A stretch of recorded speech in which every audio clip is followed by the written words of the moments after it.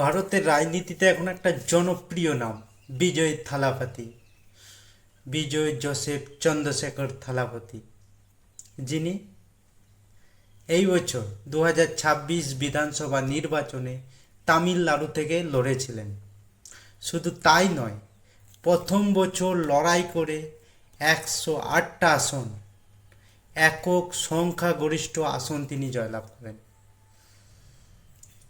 সিনেমাতে যেভাবে তিনি 20 বছর ধরে রাজ করেছেন, ঠিক তেমনিভাবে রাজ করার মতোই রাজনীতিতে এন্ট্রি নেন এবং প্রথমবারে বড় সাফল্যের মুখে চলে আসেন।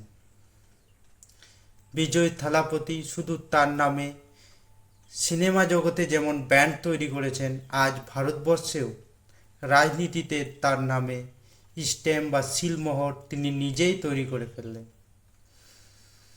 দুহাত তুলে মানুষ উজাড় করে তাকে ভোট দিয়েছে।